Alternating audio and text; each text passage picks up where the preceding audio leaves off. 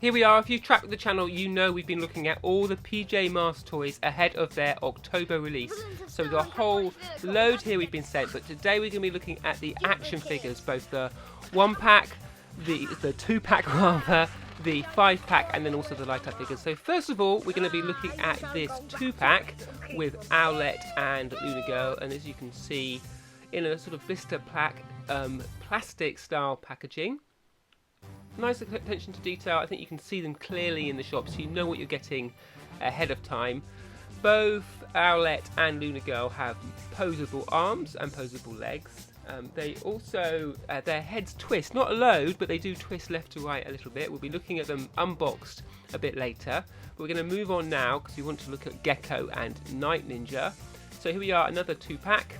These packs all vary in price. Now the whole toy range for PJ Masks is $5.99 to $69.99. I think the $69.99 will be the HQ, which we'll be looking at later. The figures and vehicles go from $5.99 to $19.99. So these must be at the lower end of that spectrum. I think these 2-pack figures are likely to be around $5.99, but we're waiting for that to be completely confirmed. Each of them come with an accessory and also posable arms. So moving on, I think we've got Catboy next. So you get a PJ Masks hero and a villain, but which villain you get depends which hero. So if you're getting Catboy, then you also are getting Romeo. In some ways it would have been nice to have these as a single pack, because then you could choose which hero and which villain you were getting. Of course there are 6 to collect, as they show on the back, and they come in those 2s as well. So we get those unboxed in a minute, but there's one more to look at here. Now this will be more expensive because obviously there is 5 in this pack, the collectible figure set, so you're getting them all. So if you know you're going to get them all, this will be the way to buy them. You won't want to buy them as separate 2-packs and build up, but you'll want to buy them all here. But of course in this pack you're not getting Night Ninja, so maybe if Night Ninja is a really important figure to get, then you would want to do those 2 packs. Different here though is that these are collectible. They're not posable, so they stand on bases, as you'll see later on, and they don't move. Their arms don't move either. So maybe more of a collector's item than a plaything, but we'll see. The final thing we're going to look at is my favourite, and these are the light up characters. So they're very similar to those posable collectible figures in the 2-packs we were just looking at, but these ones light up, and also you get a light up amulet bracelet as well. So it comes with batteries, although if you need to replace them you do have 3 to replace. Just unscrew the head and you pop those in. But basically when you push down the head of the PJ Masks hero, their lozenge, their totem on their tummy lights up. And although there could have been some sound as well, I was hoping that maybe we'd get some voice work included in these toys.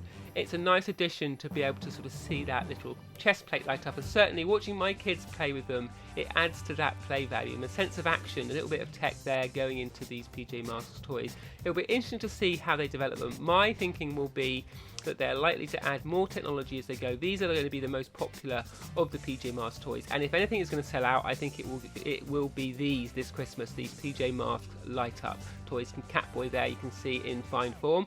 Last of all, we have got Owlette. Here she comes in light up form, and again you get a bracelet. You get a bracelet with each of these light up figures. It's nice that you can try them in the shop. You can pull the tab out at the back and see them, which does mean that if you're going to buy them, what I would be doing is looking for one without the tab pulled out, so that I know those batteries are going to last, particularly if it's a Christmas or birthday present. You don't want that to be expiring before too long. But what we'll do now is get them out the box and on the turntable. So as you can see, we've got a whole host of figures here.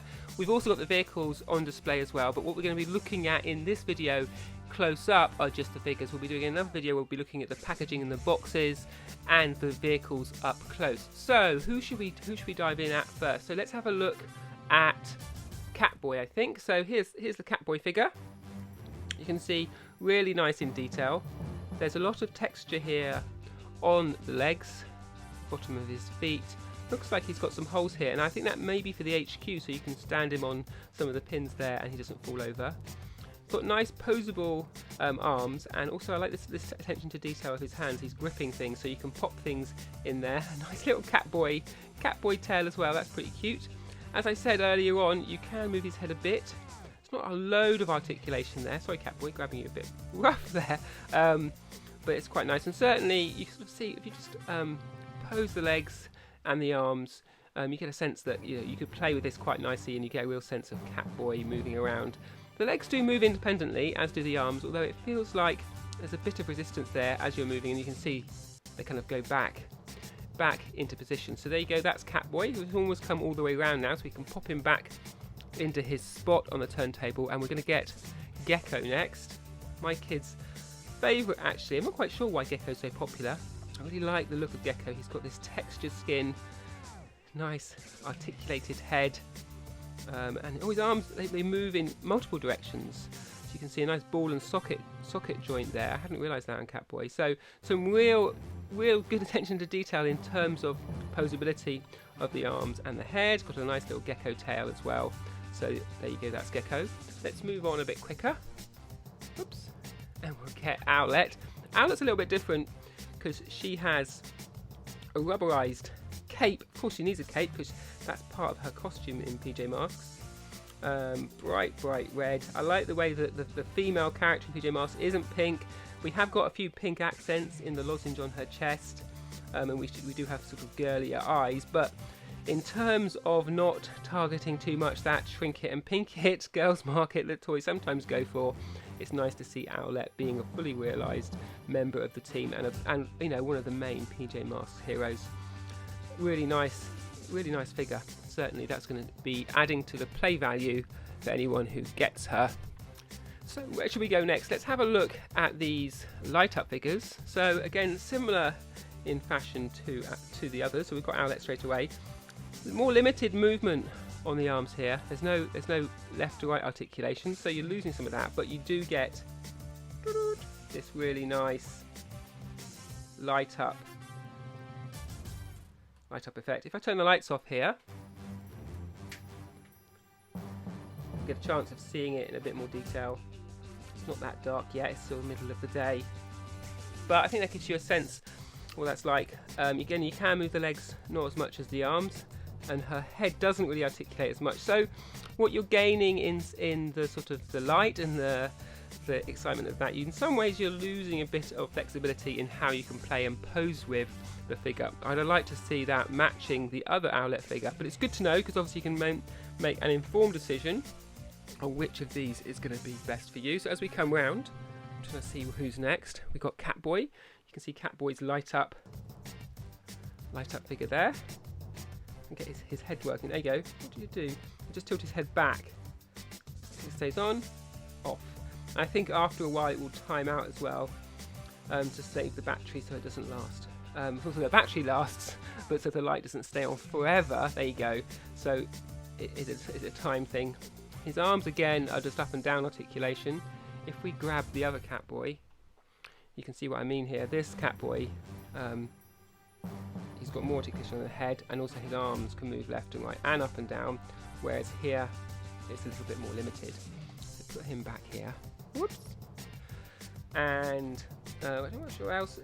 Otherwise, it is pretty similar to that Catboy, but of course you've got the light up.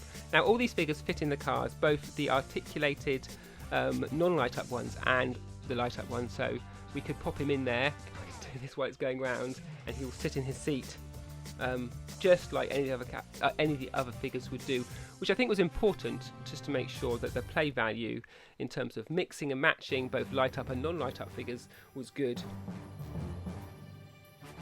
Now we come on to the villains. Let's start with Night Ninja. So these come in the 2 packs. Again, they get that good articulation left to right. I love like Night Ninja's textured sort of skin. Got a big number on his back. I'm sure they all have that. It's a little bit strange. And again, the movement.